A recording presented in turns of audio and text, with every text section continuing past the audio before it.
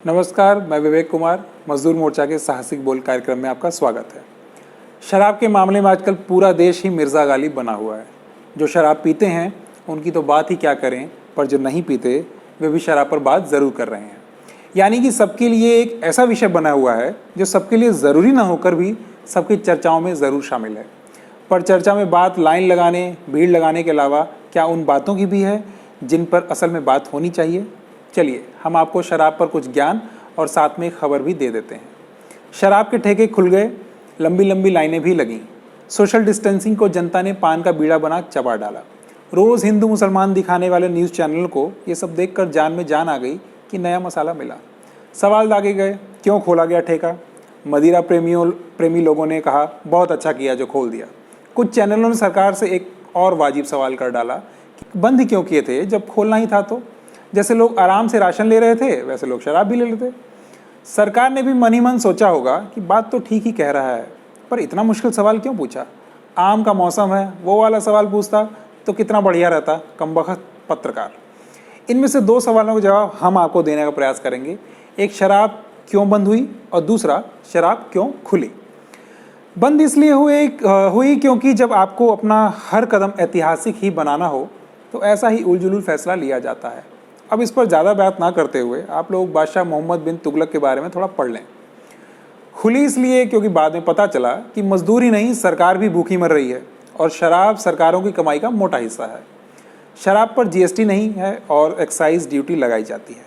तमिलनाडु जैसे राज्यों में वैट भी लगता है। इसी तरह इम्पोर्टेड शराब पर कई तरह के चार्ज भी लगते हैं।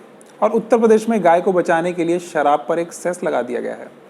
दिल्ली में पिछले साल अप्रैल माह में 3,500 करोड़ रुपए शराब से कमाए थे। अकेले उत्तर प्रदेश ने पिछले वित्तीय वर्ष में 2,500 करोड़, जी हाँ सही सुना आपने, 2,500 करोड़ रुपए, वो भी हर महीने शराब से कमाए। पिछले वित्तीय वर्ष में भारत सरकार ने 1.5 लाख करोड़ रुपए शराब से कमाए, हर महीने 15,000 करोड़। ये उतनी ही रकम है जितनी मोदी जी ने लॉकडाउन के दौरान अब तक राहत के तौर पर पूरे देश को दिए हैं। मोटे तौर पर आप जान लें कि राज्यों की कमाई का 15 से 20% हिस्सा शराब से आता है। और दिल्ली, आंध्र प्रदेश ने 70 से 75% तक दाम बढ़ा दिए। तो क्या शराब को हतोत्साहित करने के लिए? जी नहीं, बहुत भूले आप। सरकार भी देख रही थी कि यही शराब 4-4 गुना दाम देकर लोग जब ब्लैक में ले रहे हैं तो क्यों ना हम ही 2 गुना दाम पर दे दें। मोटा मोटी ये कुछ नोटबंदी जैसा था जहाँ सरकार ही ब्लैक का वाइट कर रही थी। अब एक सच्ची घटना सुनिए, साथ ही साथ एक वीडियो भी देखते रहिए। मेरे एक रिश्तेदार जो रामराज्य वाले राज्य में थानेदार की पोस्ट पर तैनात हैं, उन्होंने शराब की बोतल की फ़ोटो भेजी और यह भी बताया कि योगी जी के राज में बहुत सख्ती है और पुलिस पूरी ईमानदारी से इस दारूबंदी को लागू भी करवा रही है। पर इसका जवाब नहीं दे पाए कि फिर उनके हाथ में इस सख्ती के बावजूद भी ये शराब की बोतल कहाँ से आ गई। थानेदार साहब बोले, ये सब तो सतयुग में भी चलता था। मैंने पूछा, तो फिर उसे सतयुग क्यों कहते थे? खैर, गुजरात, बिहार, नागालैंड, लक्षद्वीप, मणिपुर में शराब पर प्रतिबंध है, पर क्या सच में वहाँ किसी को शराब नहीं मिलती? अब अगली खबर जो हरियाणा से है उससे आपको सब जवाब मिल जाएंगे। तस्करी या अन्य अवैध तरीकों से ले जाई जा रही शराब को पुलिस या आबकारी विभाग जब पकड़ लेता है तो उसे अलग गोदाम में सील करके रख दिया जाता है और फिर काफ़ी मात्रा में ऐसी शराब जब जमा हो जाती है तो उसे नष्ट कर दिया जाता है। आबकारी कानून के अनुसार ऐसी शराब को न तो नीलामी द्वारा बेचा जा सकता है, न ही उसे ठेकेदारों को वापस दिया जा सकता है ताकि वो बेच सके। बस उसे बड़े अफसरों की कमेटी के सामने नष्ट ही करना एकमात्र रास्ता है। उसमें से छिटपुट चोरी तो हो सकती है और सरकारी कारिंदे बेशक ऐसी चोरियां पहले कर भी लिया करते थे, लेकिन डाका ही पड़ जाए ऐसा पहली बार सुना। ठीक वैसे ही जैसा कुछ समय पहले बिहार की जब्त शराब को चूहे बोतल खोलकर पटियाला पैक बनाकर पी गए थे। पता चला है कि हरियाणा के फतेहाबाद और खरखौदा, जो कि सोनीपत जिले में है, कि शराब के सरकारी गोदामों में से कई करोड़ रुपए की शराब गायब मिली। वैसे सरकार के आबकारी मंत्री व उप मुख्यमंत्री दुष्यंत चौटाला द्वारा जारी बयान के अनुसार 53 अन्य थोक गोदामों में भी अनियमितता पाई गई है, यानी कि वहाँ भी स्टॉक में चोरी मिली है। लेकिन 2 जिलों की चोरी नहीं, डाका है। बताया गया है कि फतेहाबाद में 2 लाख बोतल तो खरखौदा में 5,500 पेटी, यानी तकरीबन 66,000 बोतल शराब हिसाब में कम पाई गई है।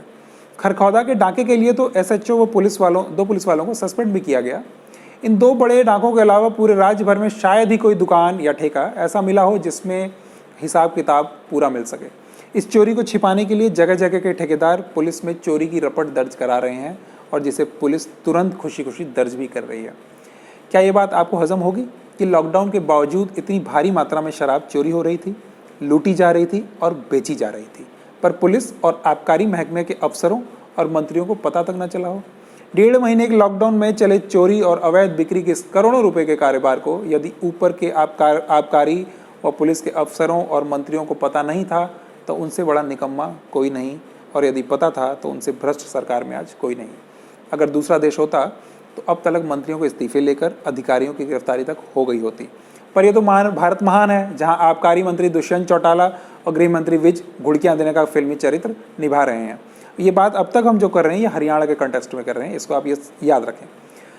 यूँ तो हम जानते हैं कि ये मंत्रियों की घुड़कियाँ क्यों हैं, वरना हम ये भी जानते हैं कि ये कुर्सी पर आए क्यों थे, ना कि इस्तीफा देने के लिए, ये सिर्फ और सिर्फ कुर्सी पर जमने के लिए आए थे। वैसे इनके कुर्सियाँ संभालने की कहानी भी कोई कम अनैतिक नहीं है।